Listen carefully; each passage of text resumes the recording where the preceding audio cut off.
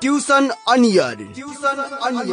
Compulsory English book, and this book is for science students, commerce students, management students. दूरशिक्षा radio कार्यक्रम tuition on air मनको आवाज unique FM 94.2 megahertz र तानसेन नगरपालिकाको सहकार्यमा कोरोना संक्रमण रोकथामका लागि जारी लकडाउनको अवस्थालाई मध्यनजर गरी उत्पादन गरिएको दूरशिक्षा रेडियो कार्यक्रम ट्युसन अन एयर।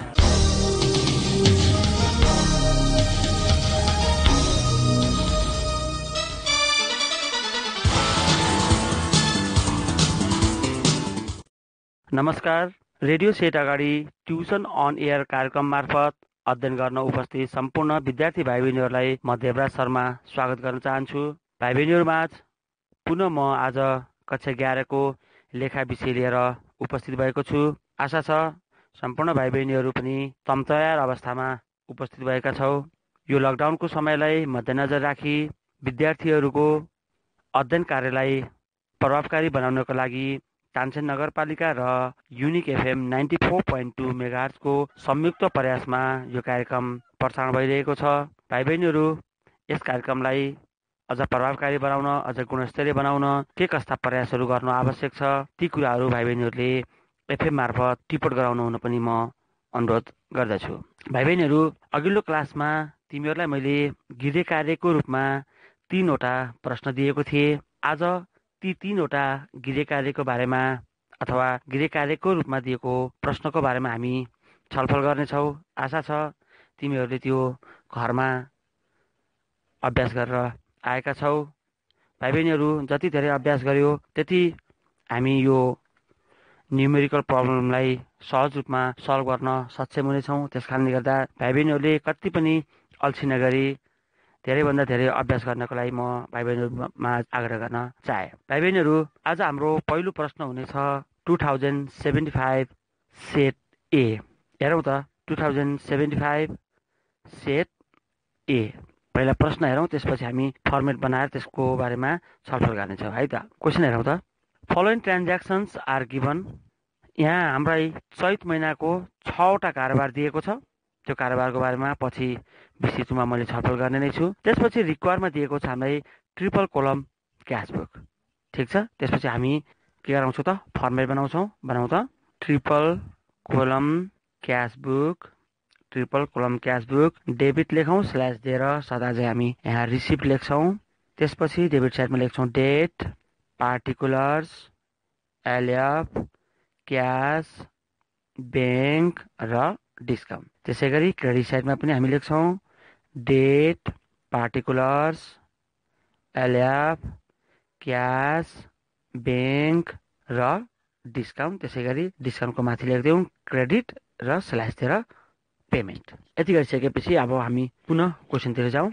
चैत्र फर्स्टमा दिएको छ, चैत्र 1 गते दिएको छ cash and bank balance ₹80,000 and ₹90,000 respectively. भन्न खोजेको क्यास ब्यालेन्स र ब्याङ्क ब्यालेन्स दिएको छ हामीलाई कर्मीसँग 80,000 र 90,000। भन्नुको अर्थ अगाडि क्यास भएको कारणले गर्दा अगाडिको 80,000 क्यास ब्यालेन्स हो, पछाडि ब्याङ्क भएको कारणले गर्दा पछाडिको 90,000 के हो त ब्याङ्क ब्यालेन्स हो। सदा चाहिँ प्रश्नले अन्य कुरा केही पनि भनेन भने त्यो जहिले पनि कहाँ लगाएर राख्छौँ, हामीले डेबिटमा लगाएर राख्छौँ। के भनेर त भाइ बहिनीहरू, टु ब्यालेन्स विधि भनेर। यो भाइ बहिनीहरूलाई अवगत छँदैछ।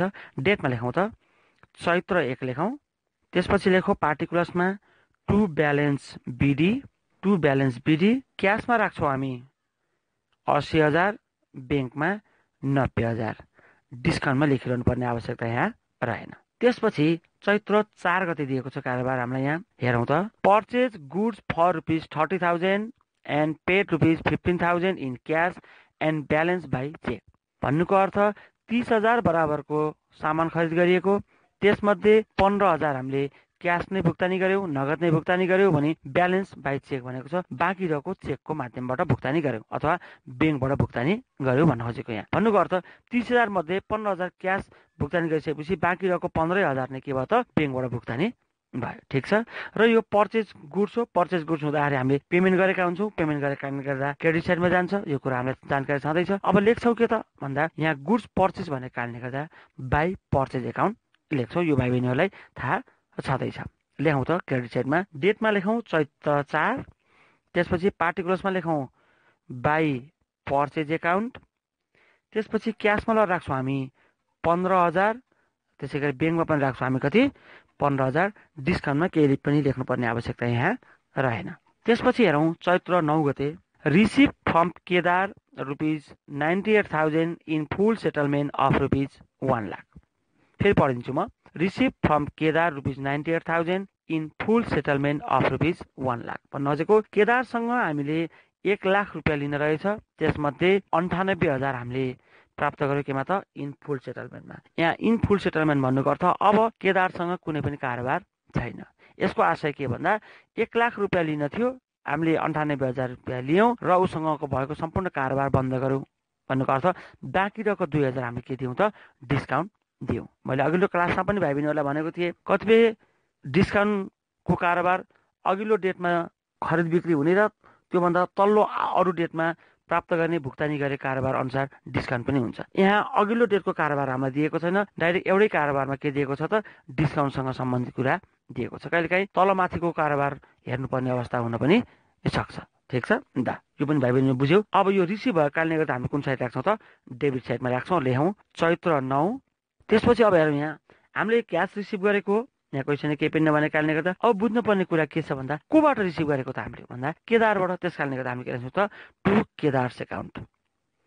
टु केदार्स एकाउन्ट भनेर क्यासमा ल राख्छौँ हामीले 98,000। क्यासमा हामीले 98,000 राख्छौँ, ब्याङ्कमा लेख्दैनौँ र डिस्काउन्टमा लेख्छौँ कति हजार त 2,000। ठिक छ भाइ बहिनीहरू, आशा छ यो क्वेसन पनि बुझ्यो होला। खासै यसमा कुनै पनि किसिमको समस्या रह्यो जस्तो मलाई लाग्दैन।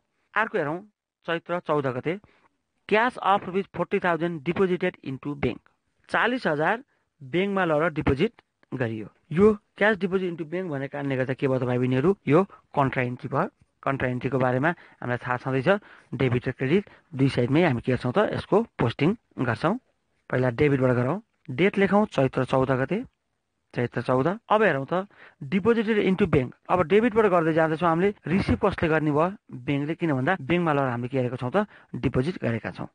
त्यस कारणले गर्दा ब्याङ्कमा लगेर राखौँ पैसा 40,000। ब्याङ्कमा 40,000 राखिसकेपछि ब्याङ्कमा के लगेर जम्मा गर्छौँ त क्यास। त्यस कारणले गर्दा अगाडि के लेख्छौँ त टु क्यास एकाउन्ट लेख्छौँ। त्यसपछि एलएफमा के लेख्छौँ भाइ बहिनीहरू सी लेख्छौँ र क्यासमा केही पनि राख्दैनौँ, डिस्काउन्टमा पनि केही पनि राख्दैनौँ। ठिक छ भाइ बहिनीहरू। त्यसपछि यसको क्रेडिट साइडमा पनि पोस्टिङ गर्नुपर्छ। ल्याउँ त चैत्र 14 लेखौँ डेटमा। अब क्रेडिटमा के लेख्छौँ भन्दा अगाडि डेबिटमा टु क्यास लेखेको कारणले गर्दा हामीले क्रेडिटमा के लेख्छौँ बाई ब्याङ्क एकाउन्ट लेख्छौँ। बाई लेखौँ त बाई ब्याङ्क एकाउन्ट। एलएफमा सी लेख्छौँ र एमाउन्ट कहाँ राख्छौँ त क्यासमा 40,000 राख्छौँ। ब्याङ्क र डिस्काउन्टमा केही पनि हामी यहाँ लेख्नु आवश्यक छैन। त्यसपछि अर्को हेरौँ चैत्र 18 paid ₹12,000 for salary through bank. 12,000 हामीले स्यालेरी भुक्तानी गऱ्यौँ थ्रु चेक भन्नुको अर्थ ब्याङ्कको मार्फत हामीले भुक्तानी गऱ्यौँ भन्न खोजेको। यहाँ चेक भन्नुको अर्थ के को मार्फत त ब्याङ्कबाट भुक्तानी गरेको। अब यो पेड भन्ने कारणले गर्दा क्रेडिट साइडमा जान्छ। त्यस कारण लेखौँ चैत्र 18।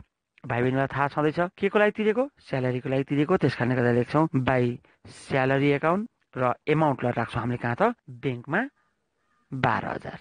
डिस्काउन्टमा पनि केही लेख्दैनौँ, क्यासमा पनि केही लेख्दैनौँ। त्यसपछि अर्को हेरौँ चैत्र 30मा छ withdraw cash ₹4,000 from bank for office use. Office प्रयोजनका लागि ब्याङ्कबाट 4,000 नगद झिकियो भनेको। यो पनि के भयो त कन्ट्रा इन्ट्री भयो, किन भन्दा यहाँ अफिस युज दिएको छ। ल्याउँ त डेबिटबाट चैत्र 30 लेखौँ। अब ब्याङ्कबाट निकालेको पैसा कहाँ आयो त अफिसमा अथवा रिसिभ गरेको कसले त क्यासले। त्यस कारणले गर्दा क्यासमा लगेर 4,000 राखौँ। पहिला राखौँ त क्यासमा 4,000 राखौँ। क्यासमा 4,000 राखेको कारणले गर्दा उल्टो के हुन्छ त्यहाँ टु ब्याङ्क अथवा अर्को भाषामा भन्नुपर्दा कहाँबाट निकालिएको त हामीले ब्याङ्कबाट। त्यस कारणले गर्दा लेख्छौँ के त टु ब्याङ्क। अनि एलएफमा के लेख्छौँ सी लेख्छौँ र यहाँ ब्याङ्क र डिस्काउन्टमा केही पनि लेख्नुपर्ने आवश्यकता यहाँ रहेन। भाइ बहिनीहरू यो कन्ट्रा इन्ट्री हो, थाहा छँदैछ। त्यस कारणले गर्दा यसको क्रेडिट साइडमा पनि हामीले पोस्टिङ गर्छौँ। लेखौँ त क्रेडिट साइडमा लेखौँ डेट लेखौँ चैत्र 30। त्यसपछि यहाँ टु ब्याङ्क भएको कारणले गर्दा यहाँ लेख्छौँ के त बाई क्यास एकाउन्ट।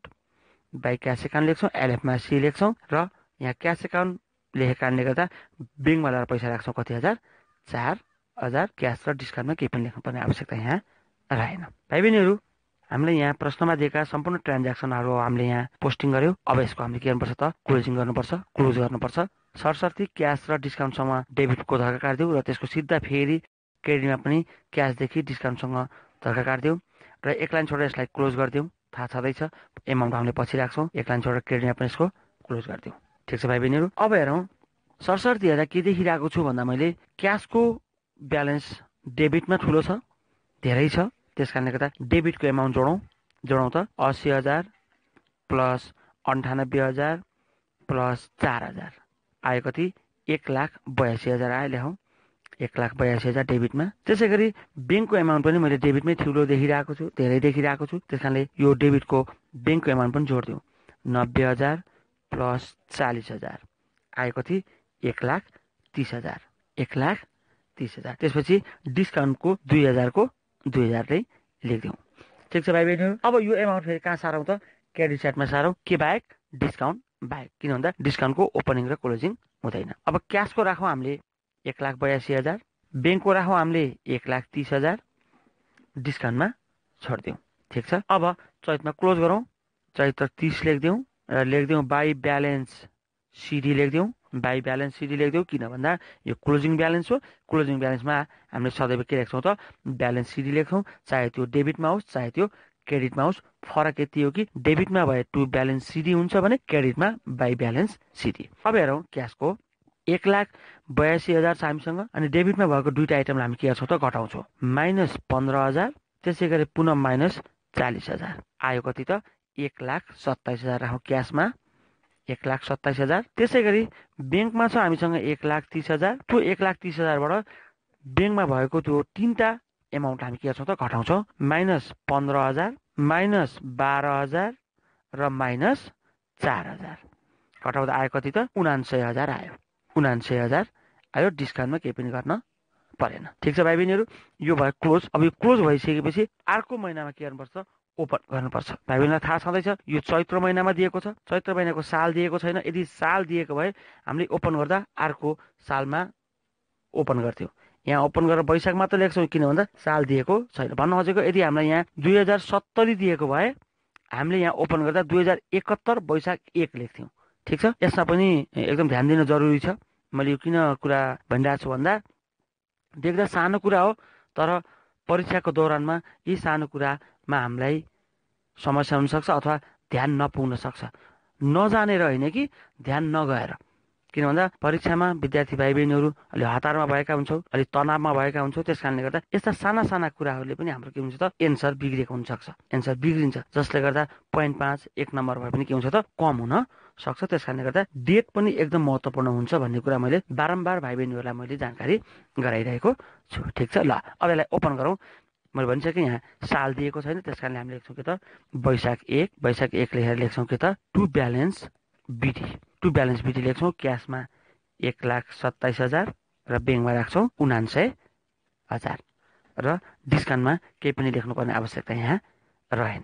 ठिक छ भाइ बहिनीहरू, आशा छ यो प्रश्नको उत्तर पनि भाइ बहिनीहरूले राम्रो बुझ्यो होला।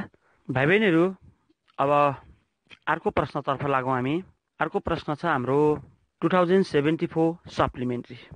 हेरौँ त सरस्वती पहिला क्वेसनहरू त्यसपछि फर्मेट बनाएर छलफल गरौँला हैन र। हेरौँ त following cash and banking transactions are given भनेर दिएको छ। हामीलाई यहाँ ज्येष्ठ महिनाको 6वटा विभिन्न किसिमको कारोबारहरू दिएको छ र रिक्वायरमा दिएको छ ट्रिपल कोलम क्यास बुक। यहाँ दिएका ट्रान्ज्याक्सनको बारेमा हामी छलफल पछि अवश्य गर्ने नै छौँ। पहिला हामी के बनाउँ त फर्मेट बनाएर यसको समाधानतर्फ लागौँ। लेखौँ त triple column cash book, triple columns cash book, debit receipts, त्यसपछि लेखौँ date, particulars, LF, cash, bank, discount. Date, particulars, LF, cash, bank, discount. फेरि लेखौँ date, particulars, LF, cash, bank, discount. Date, particulars, LF, cash, bank, discount र डिस्काउन्टको माथि लेखिदिउँ credit slash दिएर payments. ठिक छ भाइ बहिनीहरू। अब क्वेसन हेरौँ त। ज्येष्ठ 1 मा दिएको छ balance of cash in hand ₹50,000 and at bank ₹1,10,000। Cash balance 50,000 र ब्याङ्क ब्यालेन्स 1,10,000 हामीलाई दिएको छ। यसलाई कहाँ राख्छौँ त डेबिट साइडमा राख्छौँ। लेखौँ डेट, लेखौँ ज्येष्ठ 1 टु ब्यालेन्स बिडी भनेर क्यासमा राखौँ हामीले 50,000, ब्याङ्कमा राखौँ 1,10,000, डिस्काउन्टमा लेखिरहनु पर्ने आवश्यकता यहाँ रहेन। त्यसै गरी ज्येष्ठ 8मा दिएको छ cash deposited into bank rupees 10,000, 10,000 ब्याङ्कमा लगेर जम्मा गरियो। यो के इन्ट्री हो त? कन्ट्रा इन्ट्री हो। भाइ बहिनीहरूले अब त सहजै रूपमा चिन्न सक्छन् होला भन्ने मैले विश्वास लिएको छु। त्यस कारणले गर्दा यसमा कति पनि धेरै समय खेर नफाले यसको म पोस्टिङ गर्नतर्फ लागिरहेको छु। डेट लेखौँ पहिला ज्येष्ठ 8। अब हेरौँ डिपोजिट ब्याङ्कमा गरेको कारणले गर्दा हामीले डेबिटको ब्याङ्कमा के राख्नु पर्यो त? एमाउन्ट राख्नु पर्यो 10,000, किन भन्दा ब्याङ्कले रिसिभ हो। यो यहाँ ब्याङ्कमा राखेको कारणले गर्दा डेबिटमा के लेख्छौँ त? टु क्यास एकाउन्ट लेख्छौँ, किन भन्दा क्यास लगाएर ब्याङ्कमा डिपोजिट गर्ने हो। एलएफमा सी लेख्छौँ र यहाँ क्यास र डिस्काउन्ट कोलममा हामी यहाँ केही पनि लेख्दैनौँ। त्यसै गरी यसको फेरि पुनः हामीले क्रेडिट साइडमा पनि पोस्टिङ गर्नुपर्छ। लेख्छौँ डेट लेख्छौँ पहिला 8 गते, ज्येष्ठ 8 गते। बाई ब्याङ्क एकाउन्ट हुन्छ, किन भन्दा डेबिटमा टु क्यास एकाउन्ट छ। एलएफमा सी लेख्छौँ। यहाँ बाई ब्याङ्क भनेको कारणले गर्दा क्यासमा लगेर राख्छौँ हामीले 10,000, ब्याङ्क र डिस्काउन्टमा राखिरहनु पर्ने आवश्यकता यहाँ रहँदैन।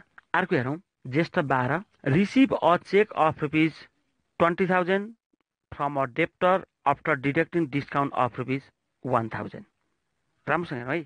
Receive a cheque of rupees 20,000 from a debtor after deducting discount of rupees 1,000। हामीले डेप्टरसँग 20,000 बराबरको चेक पायौँ 1,000 डिस्काउन्ट घटाइसकेपछि अथवा 1,000 डिस्काउन्ट दिइसकेपछि। भन्नुको अर्थ 21,000 हामीले पाउनुपर्ने एमाउन्ट रहेछ, त्यसमध्ये हामीले 20,000 पायौँ, 1,000 डिस्काउन्ट दियौँ। र भाइ बहिनीहरू यहाँ बुझ्नुपर्ने कुरा के छ भन्दा दुईवटा कुरा यहाँ बुझ्नुपर्छ। एउटा छ चेक रिसिभ। भाइ बहिनीहरूलाई मैले भनेकै छु चेक रिसिभ भन्छ र त्यो चेक रिसिभलाई जबसम्म डिपोजिटेड इन्टु ब्याङ्क भन्दैन त्यसलाई हामीले के मान्नुपर्छ? क्यास मान्नुपर्छ। एउटा महत्त्वपूर्ण कुरा यहाँ रह्यो। अर्को महत्त्वपूर्ण कुरा के छ भन्दा कसबाट रिसिभ भएको सदैव नाम दिन्छ भन्ने छैन, नाम दिनुपर्छ भन्ने छैन। यहाँ रिसिभ भएको छ डेप्टरबाट, त्यस कारणले गर्दा डेप्टरलाई हामीले लेख्न छुटाउनु हुँदैन। ठिक छ।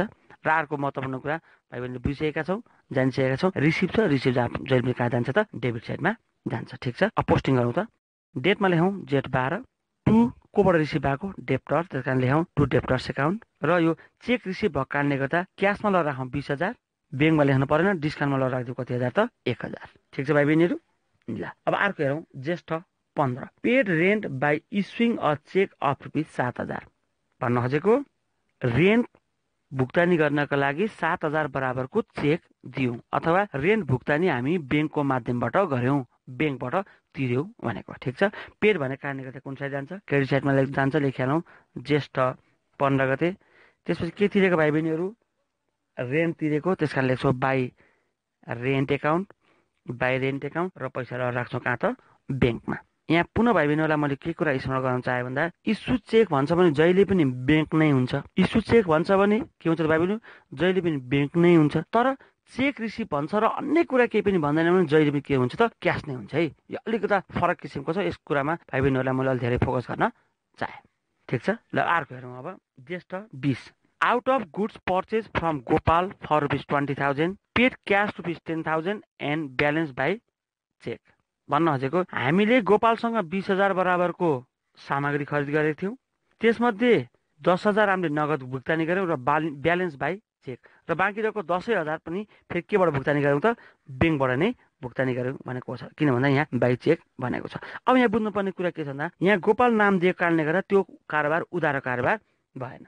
मैले एकाउन्टिङ इक्वेसन पढाउँदादेखि भनेको छु नाम मात्र दिन्छ र केही पनि भन्दैन भने त्यो उधारो कारोबार हुन्छ। तर नाम दियो, कुनै कम्पनीको नाम दियो, कुनै व्यक्तिको नाम दियो, तर पछाडि कुरा के दियो भन्दा क्यास दियो, ब्याङ्क दियो भने र त्यो पैसा पूर्ण भयो, त्यहाँ दिएको कारोबारमा दिएको पैसा पुरै त्यहाँ देखियो भने त्यो कारोबार कहिले पनि उधारो कारोबार हुँदैन। त्यस कारणले गर्दा के बुझ्नु पर्यो भन्दा नाम दिँदैमा उधारो हुन्छ भन्ने कुरा मात्र बुझ्न पनि भएन।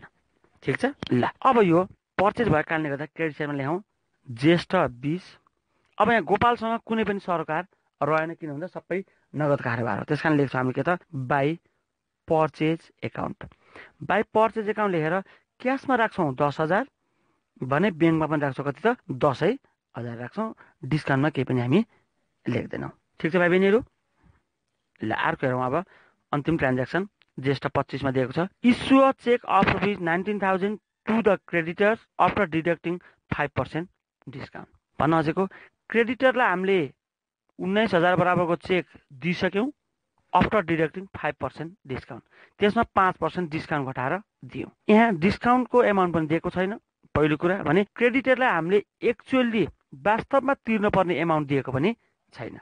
त्यस कारणले गर्दा अघिल्लो क्लासमा मैले एउटा फर्मुला लेखाएको थिएँ भाइ बहिनीहरूलाई। त्यो फर्मुला युज गरेर हामी के निकाल्छौँ त यहाँ डिस्काउन्टको एमाउन्ट निकाल्छौँ। ठिक छ। अब सबभन्दा पहिला के लेखौँ भन्दा यो इस्यु चेक भन्ने कारणले गर्दा पेमेन्ट हो, क्रेडिट साइडमा जान्छ हामीलाई थाहा छ।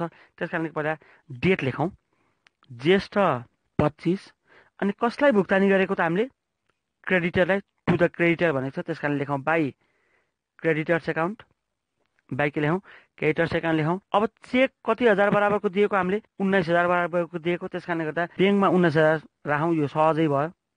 जानेको कुरा पहिला राखिदियो हामीले है, कति पनि विचलित नभई कति पनि नाति पहिला दिएको एमाउन्ट सर राख्न मिल्ने छ भने होइन र राखिसक्यौँ। अब डिस्काउन्टमा हामीलाई समस्या हो, किन भन्दा घटाइसकेपछि डिस्काउन्ट घटाइसकेपछि 19,000 तिरेको डिस्काउन्टको एमाउन्ट पनि थाहा छैन भने उसलाई एक्चुअल तिर्नुपर्ने एमाउन्ट पनि हामीलाई थाहा छैन। त्यस कारणले गर्दा हामीले के युज गर्नुपर्छ त फर्मुला युज गर्नुपर्छ।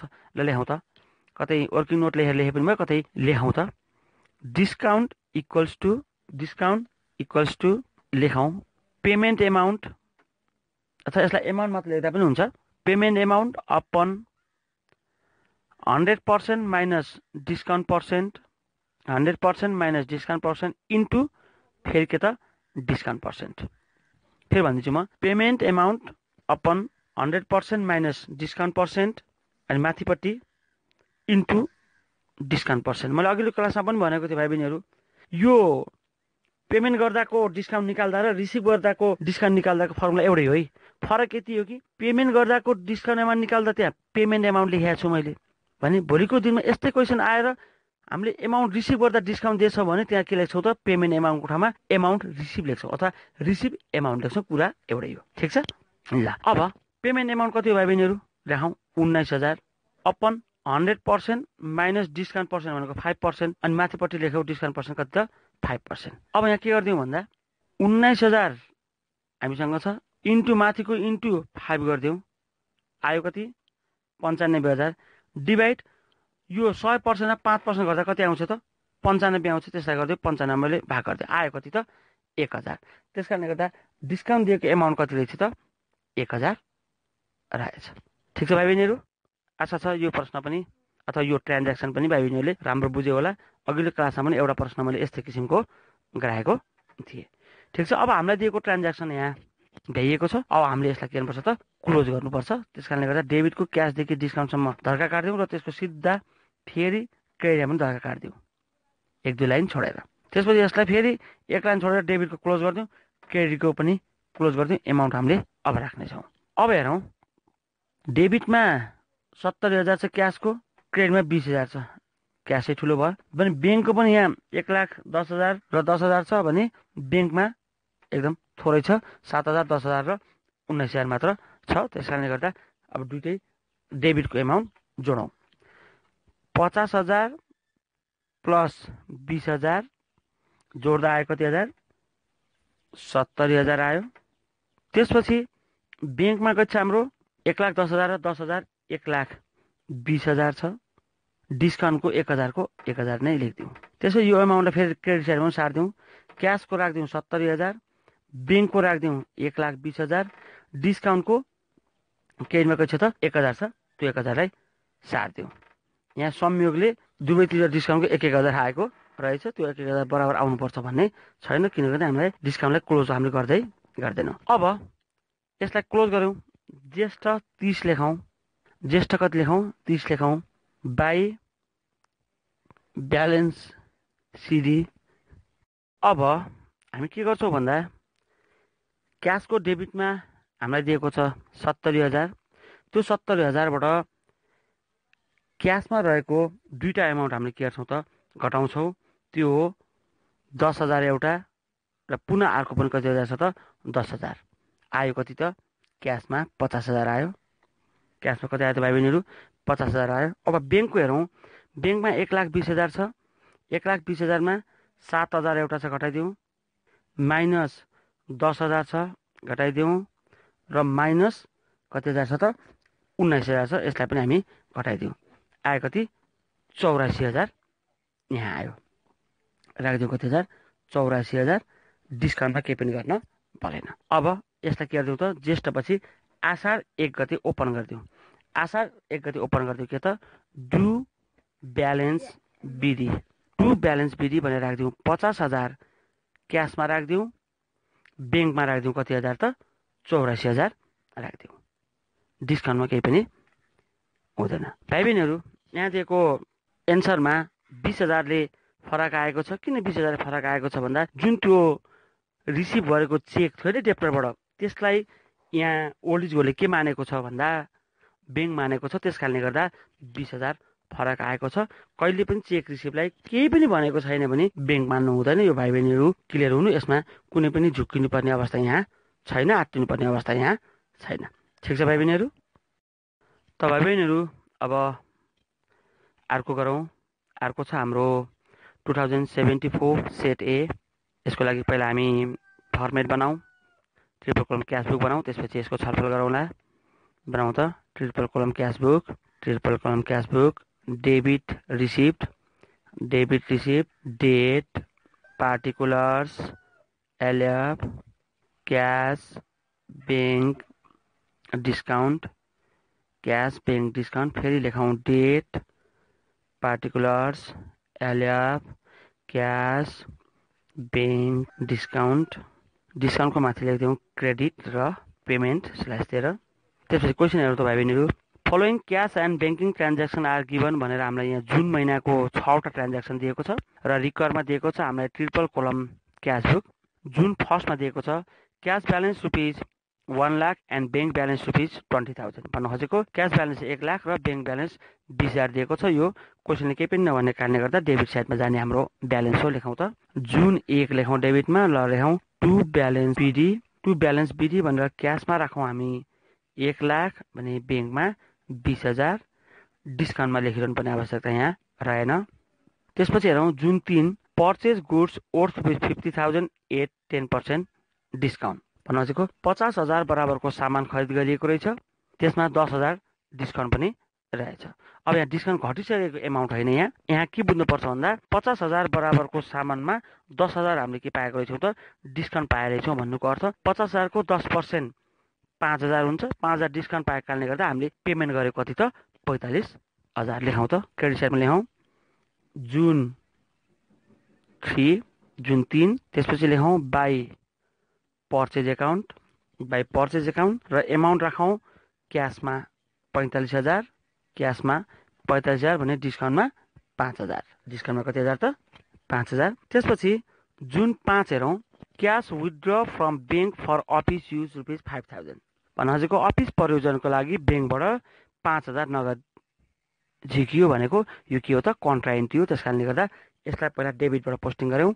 जुन 5 लेखिसकेपछि अब हामीले बुझ्नुपर्ने कुरा के छ भन्दा ब्याङ्कबाट निकालेको कहाँ आयो त क्यासमा आयो अथवा रिसिभ कसले गर्दा क्यासले। त्यस कारणले गर्दा क्यासमा ल राखौँ 5,000 भने डेबिटमा के लेख्छौँ त टु ब्याङ्क एकाउन्ट लेख्छौँ। भाइ बहिनीलाई यो थाहा छँदैछ। एलएफमा सी लेख्छौँ र ब्याङ्क र डिस्काउन्ट कलममा केही पनि लेख्नुपर्ने आवश्यकता यहाँ रहँदैन। त्यसपछि यसको हामीले क्रेडिट साइडमा पनि पोस्टिङ गरौँ। ज्येष्ठ 5 लेखौँ। यहाँ टु ब्याङ्क छ डेबिटमा भने यहाँ के हुन्छ त बाई क्यास एकाउन्ट हुन्छ। एलएफमा सी लेख्छौँ र यहाँ बाई क्यास एकाउन्ट भएको कारणले गर्दा ब्याङ्कको एमाउन्टमा ल राख्छौँ हामी कति भाइ बहिनीहरू 5,000 लगाएर राख्छौँ। डिस्काउन्टमा केही पनि हुँदैन। ठिक छ। अब अर्को हेरौँ। अर्को कारोबार छ हाम्रो 6 गते। जुन 6मा के छ हेरौँ त आउट अफ टोटल ₹10,000 कमा दिएको छ ₹9,500 is paid to Vishnu and settle the account भन्न खोजेको। टोटल 10,000 मध्ये विष्णुलाई हामीले 9,500 तिर्यौँ र उसको एकाउन्ट के गऱ्यौँ त सेटल गऱ्यौँ। उसको एकाउन्ट बन्द गऱ्यौँ। उसँग कारोबार छैन भन्नुको अर्थ 10,000 तिर्नु पर्नेमा 9,500 तिर्यौँ। बाँकी रहेको 500 के भयो त डिस्काउन्ट भयो। किन भन्दा एकाउन्ट सेटल गरिसकेका छौँ। अनि भाइ बहिनीहरूलाई मैले अघिल्लो क्लासहरूमा पनि जानकारी गराएको थिएँ। सेटल भन्दा फुल सेटलमेन्ट भन्दा ओन्ली सेटलमेन्ट मात्र भन्दा त्यो भन्यो भने त्यहाँ डिस्काउन्टको एमाउन्ट रहन सक्ने सम्भावना रहन्छ होइन र। त्यस कारणले गर्दा यहाँ ₹500 डिस्काउन्ट हामीलाई हिडन लुकाएर दिएको। ठिक छ। ल अब हेरौँ। यो पेमेन्ट गरेको कारणले गर्दा क्रेडिट साइडमा जान्छौँ हामी। लेखौँ त जुन 6 लेखौँ। त्यसपछि कसलाई तिरेको भाइ बहिनीहरू विष्णुलाई। त्यो लेखौँ by Vishnu's account by Vishnu's account. त्यसपछि यहाँ क्वेसनले केही पनि नभने कारणले गर्दा क्यासमा तिर्यो, क्यासमा ल राखौँ 9,500, क्यासमा ल राखौँ 9,500 र डिस्काउन्टमा ल राख्दियो कति 500। ब्याङ्कको कोलममा लेख्नुपर्ने आवश्यकता यहाँ केही पनि रहेन। ठिक छ। अब अर्को हेरौँ जुन 11मा। जुन 11मा के दिएको छ भन्दा स्यालेरी पेड रुपिस 10,000, 10,000 बराबरको रकम स्यालेरीको लागि भुक्तानी गरियो। अब यो पेड गरेको कारणले गर्दा क्रेडिट साइडमा जान्छ, थाहा छँदैछ। लेखौँ त जुन 11 अनि केलाई भुक्तानी गरेको भाइ बहिनीहरू, के को लागि भुक्तानी गरेको, स्यालेरीको लागि। त्यस कारण लेखौँ बाई स्यालेरी एकाउन्ट।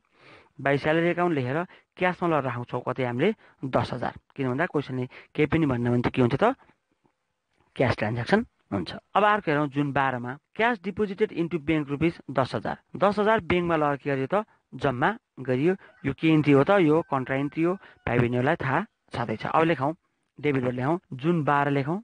त्यसपछि हेरौँ त यो पैसा लगेर कहाँ राखेको भाइ बहिनीहरू ब्याङ्कमा। त्यस कारणले गर्दा रिसिभ ब्याङ्कले गरेको हुन्छ, त्यस कारणले गर्दा ब्याङ्कमा लगेर 10,000 राखौँ। ब्याङ्कमा लगेर 10,000 राखिसकेपछि यसलाई कहाँ लेख्नुपर्छ अब हामीले पार्टिकुलर्समा के लेख्छौँ त टु क्यास एकाउन्ट लेख्छौँ। लेखौँ त टु क्यास एकाउन्ट अनि एलएफमा के लेख्छौँ सी लेख्छौँ। ठिक छ। अब यो कन्ट्रा इन्ट्री क्रेडिट साइडमा पनि जान्छ, त्यस कारण लेखौँ जुन 12 त्यसपछि लेख्छौँ बाई ब्याङ्क एकाउन्ट, किन भन्दा अगाडि हामीले टु क्यास एकाउन्ट लेखेछौँ। त्यहाँदेखि लेखौँ बाई ब्याङ्क एकाउन्ट र बाई ब्याङ्क एकाउन्ट लेखिसकेपछि एलएफमा सी लेखौँ। पैसा ल राखिदिउँ केमा त क्यासमा कति हजार 10,000 लेख्छौँ त 10,000। ब्याङ्क र डिस्काउन्टमा लेखिरहनु पर्ने आवश्यकता यहाँ रहेन। ठिक छ भाइ बहिनीहरू, सबै हामीले ट्रान्ज्याक्सन पोस्टिङ गऱ्यौँ। अब यसको 1-2 लाइन छोडेर धर्का काटौँ, किन भन्दा हामी अब क्लोज गर्नुपर्छ यसलाई। डेबिटमा क्यासदेखि डिस्काउन्टसम्म धर्का काट्दिउँ, त्यसपछि सिधा क्रेडिटमा पनि क्यासदेखि डिस्काउन्टसम्म। त्यसपछि फेरि 1 लाइन छोडेर क्लोज गरिदिइहालौँ, एमाउन्ट अहिले राख्छौँ हामीले, क्रेडिटमा पनि क्लोज गरिदिइहालौँ। अब डेबिटमा 1,00,000 र 5,000 छ क्यासको, क्रेडिटमा 45,000 छ, 95,100, 10,000 क्यासै ठुलो छ। ब्याङ्कको पनि डेबिटमा 30,000, क्रेडिटमा एउटा मात्र छ 5,000 भन्नुपर्छ, दुइटै डेबिट ठुलो छ, त्यस कारणले गर्दा जोड दिउँ। क्यासमा 1,00,000 प्लस 5,000 1,05,000। त्यसपछि ब्याङ्कको 20,000 र 10,000 30,000, डिस्काउन्ट यहाँ छैन। यसलाई फेरि क्रेडिटमा सारिदिउँ 1,05,000 र 30,000। डिस्काउन्टमा कति छ त 5,000 र 500, 5,500 छ यहाँ डिस्काउन्टमा। अब यसलाई क्लोज गरिदिउँ। जुन हो, जुन जहिले पनि 30 को हुन्छ, त्यस कारणले गर्दा जुन 30 लेखौँ। त्यसपछि लेखौँ by balance CD. By balance CD लेखिसकेपछि अब हामीले के गर्नु पर्यो भन्दा यो क्यासको 1,05,000 छ, हेरौँ त 1,05,000। त्यसमा रहेका 4वटा एमाउन्टलाई घटाउँ, 45,000, फेरि माइनस 95,100, फेरि माइनस 10,000 र फेरि माइनस 10,000। घटाउँदा कति आयो भन्दा 30,500 आयो। घटाउँ है भाइ बहिनीहरूले पनि 30,500। त्यसै गरी ब्याङ्कमा छ 30,000, 30,000मा 5,000 घटाउँदा कति आयो त 25,000 आयो। यसलाई क्यालकुलेटर हान्नु पर्ने अवस्था पनि रहेन, डिस्काउन्टमा त्यत्तिकै लेखौँ। ठिक छ भाइ बहिनीहरू, अब यो जुनमा क्लोज गऱ्यौँ। जुनमा क्लोज गरिसकेपछि जुलाईमा के गर्नुपर्छ त हामीले ओपन गर्नुपर्छ। लेखौँ जुलाई 1 अथवा जुलाई 1मा लेखौँ to balance b d. To balance बिडीमा लेखौँ 30,500 क्यासमा राखौँ, ब्याङ्कमा राखौँ कति त 25,000। ठिक छ भाइ बहिनीहरू, आशा छ भाइ बहिनीहरूले यो प्रश्न पनि राम्रो बुझ्यो होला भन्ने। अब भाइ बहिनीहरूलाई मैले आउने क्लासको लागि गृह कार्यको रूपमा केही प्रश्नहरू दिनेछु। त्यो प्रश्नहरूलाई भाइ बहिनीहरूले घरमा अभ्यास गरेर आउनेछौ। लेखौँ त, होमवर्क लेखौँ त 2074 सेट बी, 2074 सेट बी। त्यसपछि अर्को लेखौँ 2073 सेट सी, 2073 सेट सी। त्यसपछि लेखौँ 2073 सेट डी, 2073 सेट डी। र भाइ बहिनीहरू त्यो 2073 सेट डीमा मैले एउटा ट्रान्ज्याक्सन थपिदिन चाहे, मैले आफै यहाँ थपिदिन्छु। त्यसलाई थपेर मिलाएर गरौँला। ठिक छ भाइ बहिनीहरू, लेखौँ त। त्यहाँ चैत्र 30 छ, चैत्र 30 पछि फेरि चैत्र 30 लेखौँ, फेरि चैत्र 30 लेखौँ। चैत्र 30मा के लेखौँ भन्दा school fee paid rupees 20,000. School fee paid ₹20,000 by check. टिप्यो भाइ बहिनीहरू, school fee paid ₹20,000 by cheque. यो थप्दिउँ 2073 सेट डी को क्वेसनमा, लास्ट ट्रान्ज्याक्सनमा. चैत्रको अब 30 गते दुईटा ट्रान्ज्याक्सन भयो है. ठिक छ भाइ बहिनीहरू, यसको बारेमा मैले पछि छलफल गर्नेछु. त भाइ बहिनीहरू, अब आजको क्लास लगभग हामी सक्न गइरहेका छौँ. क्लास सक्नुभन्दा अगाडि यो अध्यापन कार्यलाई सहज गराउनका लागि शैक्षिक सामग्री उपलब्ध गराउनु हुने लाफा स्टेसनरी र कान्तिपुर स्टेसनरीलाई धन्यवाद दिन चाहन्छु भने प्रविधि संयोजनमा रहने बहिनी सबिनालाई पनि धन्यवाद दिन चाहन्छु. त्यसै गरी यतिन्जेल धैर्यतापूर्वक ट्युसन अन एयर कार्यक्रमबाट अध्ययन गर्ने प्यारा विद्यार्थी भाइ बहिनीहरूलाई पनि धेरै धेरै धन्यवाद दिन चाहन्छु. आशा छ भाइ बहिनीहरू घरमै आफ्नो अध्ययन कार्यलाई जारी राखेका छौ. भाइ बहिनीहरू, अवस्था असहज छ, परीक्षा कहिले हुने हो केही निश्चित छैन. तैपनि आफ्नो अध्ययन कार्यलाई हामीले जारी राख्नुपर्नेछ. किन भन्दा परीक्षाको सेड्युल पछि आयो भने हामीले परीक्षा दिएर राम्रो अङ्क ल्याउनु पर्ने हुन्छ. त्यस कारणले गर्दा भाइ बहिनीहरूले यो ट्युसन अन एयर कार्यक्रम पनि सुन्दै गरौँ अनि घरमा आफ्नो अध्ययन कार्य पनि जारी राख्दै गरौँ है त. अब यति भन्दै आजको क्लासबाट पनि म बिदा हुने बेला आइसकेको छ. सबैको दिन शुभ रहोस् भन्दै म पनि बिदा हुन चाहन्छु. हस्त, धन्यवाद, नमस्कार.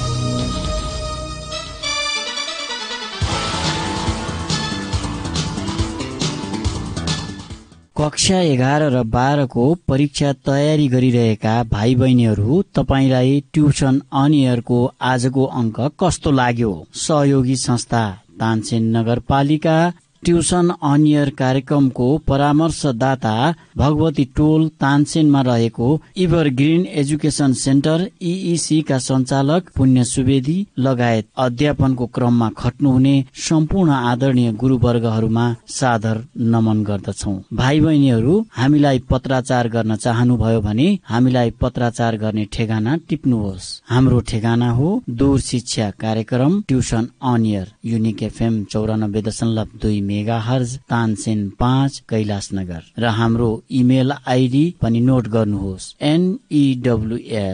news.uniquefm@gmail.com. भाइ बहिनीहरू, ट्युसन अन एयर कार्यक्रम हाम्रो FM को आधिकारिक वेबसाइट www.uniquefmpalpa.com बाट पनि तपाईहरूले हेर्न र सुन्न सक्नुहुनेछ.